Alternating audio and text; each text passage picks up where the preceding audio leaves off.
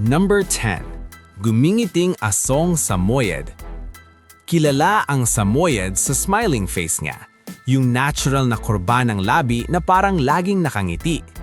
Galing ito sa malamig na rehiyon ng Siberia at matagal ng katuwang ng mga tao roon sa paghila ng sled, pagbabantay ng mga alagang hayop at minsan pang pampainit sa gabi dahil sobrang kapal ng balahibo niya.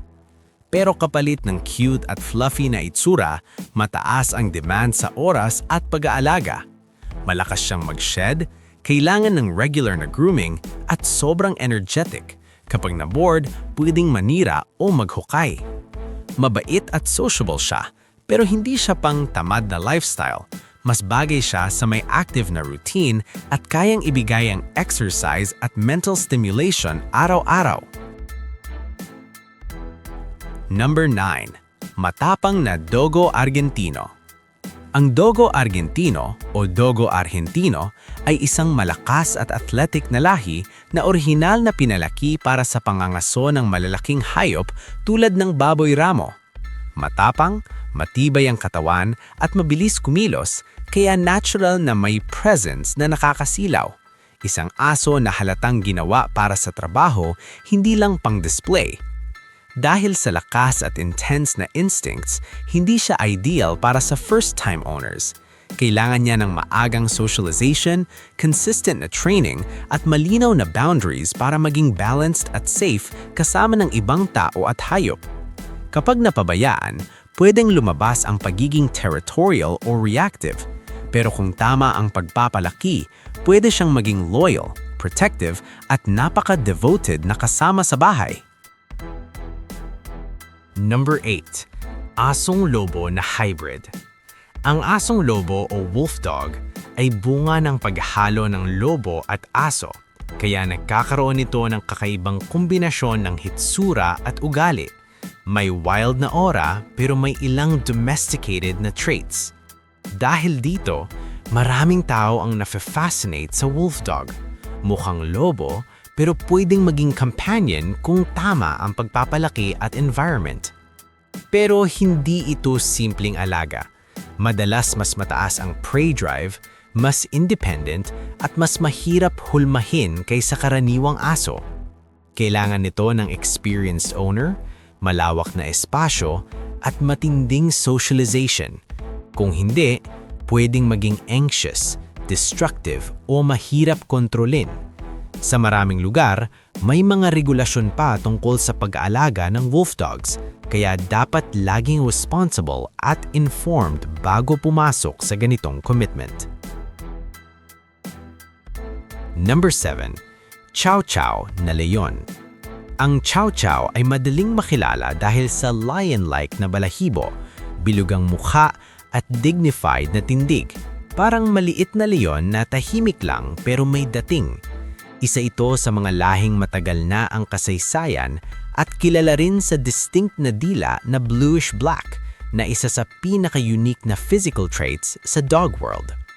Sa ugali, hindi siya yung tipong clingy na aso na laging humihingi ng lambing. Mas independent siya, minsan aloof sa strangers at madalas pumipili lang ng ilang taong pagkakatiwalaan. Dahil dito, mahalaga ang maagang socialization at patient na training para maging stable at hindi overly territorial. Kapag tama ang pagpapalaki, pwede siyang maging loyal at mahusay na bantay. Pero kung napabayaan, pwedeng maging masungit o reactive, lalo na sa unfamiliar na tao o sitwasyon. Number 6. Asong Pharaoh ng Malta. Ang asong Pharaoh ng Malta ay kilala sa eleganteng katawan, matatalim na tinga at postura na parang laging alerto, mukhang galing sa lumang obra o sinaunang kwento. Matagal itong iniuugnay ng marami sa sinaunang Egypto dahil sa kahawig na anyo sa mga lumang guhit at hieroglyphs, pero mas pinaniniwalaan ang pinagmulan nito ay sa Malta, kung saan ginamit ito sa panghuhuli ng maliliit na hayop gaya ng kuneho. Bukod sa itsura, mabilis at athletic ang lahing ito. Mahilig siyang tumakbo, maglaro at gumalaw ng biglaan kapag na-excite. Parang may zoomies mode na biglang sasabog ang enerhiya. Dahil dito, mas bagay siya sa may sapat na space at kayang ibigay ang daily exercise. Kailangan din ng consistent training at socialization dahil kapag na-bored o kulang sa aktibidad, pwede siyang maging makulit, maingay o mahilig maghabol ng kahit anong gumagalaw. Number 5. Mastiff Tibet na bantay. Ang Mastiff Tibet ay isang higanting bantay na parang leon kung titignan. Malapad ang dibdib, makapal ang balahibo sa leeg at may presensyang nakakatakot sa mga estranghero. Galing ito sa mga kabundukan ng Tibet at Nepal at matagal itong ginamit bilang tagapagbantay ng mga tahanan at kawan laban sa mababangis na hayop. Hindi ito yung aso na basta-bastang nagpapasindak. Natural sa kanya ang pagiging protective at territorial. Pero kasama ang lakas at laki ang malaking responsibilidad.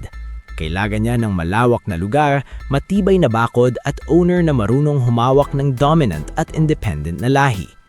Hindi rin ito ideal sa first-time owners dahil may sariling isip at di basta sumusunod kapag harsh ang approach. Kapag tama ang pagpapalaki, calm, consistent at firm, pwede siyang maging sobrang loyal at tahimik sa loob ng bahay, pero laging handang rumisponde kapag may banta. Number 4. Mahal na Rottweiler. Kilala ang Rottweiler bilang isang matatag at malakas na aso na may natural na instinct sa pagbabantay. Noong unang panahon, ginamit sila bilang working dogs sa pag-aalalay sa paglipat ng hayop at pagproteksyon sa mga tao at gamit habang bumibiyahe. Kaya hanggang ngayon, dala nila ang reputasyon na seryoso, alerto at handang ipagtanggol ang pamilya kapag may panganib. Pero hindi lang lakas ang usapan, kailangan din ng tamang training at disiplina. Kapag kulang sa socialization o napabayaan, pwedeng maging sobrang protective o reactive, lalo na sa strangers. Dahil malaki ang katawan at matindi ang energy kapag bata pa, kailangan niya ng structured routine, obedience training, at regular na exercise. Kapag maayos ang pagpapalaki, pwede siyang maging gentle giant, mapagmahal sa pamilya, masunurin at sobrang loyal. Number 3. Munting Asong Leon. Ang munting asong leon ay kilala sa klasikong lion cut na estilo ng balahibo, yung parang may mane sa harap at mas maiksi sa bandang likod. Sa unang tingin, cute at sosyal ang dating niya, pero may kasaysayan itong nauugnay sa mga pamilyang may kaya sa Europe, kung saan itinuturing siyang pang-luxury na alaga at laging kasama sa loob ng bahay. Sa ugali, madalas masayahin at affectionate siya at gusto niya ng atensyon at companionship. Dahil maliit, madalas akala ng iba madali lang alagaan, pero kailangan pa rin ng consistent grooming lalo na kung mahaba ang balahibo at kailangan din ng proper training para hindi maging sobrang tahol o clingy. Kapag maayos ang routine at socialization, nagiging sweet siyang companion. Maliit man, pero may confidence at charm na panghirari talaga. Number 2. Maharlikang Asong Afghan. Ang maharlikang asong Afghan ay kilala sa mahaba at silky na balahibo, eleganteng lakad at tindig na parang model sa runway. Isa ito sa mga lahing may napakalalim na pinagmulan na matagal nang nauugnay sa mga kabundukan ng Afghanistan at karatig na lugar kung saan ginagamit sila noon sa pangangaso dahil sa bilis, liksi at matalas na instinct. Pero sa modernang panahon, ang pinakamalaking investment dito ay ang maintenance. Kailangan ng madalas na brushing para hindi magbuhol ang balahibo at may mga owner na nagpapagroom pa ng regular para mapanatili ang porma. Sa ugali, madalas siyang independent at minsan selective sa pakikisama. Hindi siya yung aso na laging sunod-sunod sa utos. Kapag nakuha mo ang tiwala niya, doon lalabas ang loyal at classy niyang personality, pero kailangan talaga ng pasensya at consistent na routine. Number 1. Asong Eskimo ng Canada.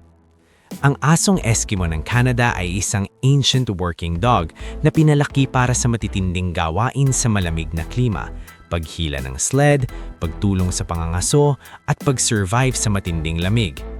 Matibay ang katawan, matalas ang senses, at natural na alerto, kaya hindi nakakapagtaka na itinuturing itong isa sa mga lahing may malaking bahagi sa kasaysayan ng pamumuhay sa Arctic. Dahil sa pagiging strong-willed at territorial, hindi ito basta-basta pangkaraniwang pet. Kailangan niya ng space, structured na training, at owner na marunong mag-handle ng dominant working breed. Kapag kulang sa activity, pwede siyang maging restless or reactive, lalo na kung confined sa maliit na lugar. Pero sa tamang environment, malamig na klima kung maaari, malaking bakuran at consistent exercise, nagiging matapang at loyal siyang kasama na parang bantay at katrabaho sa iisang katawan.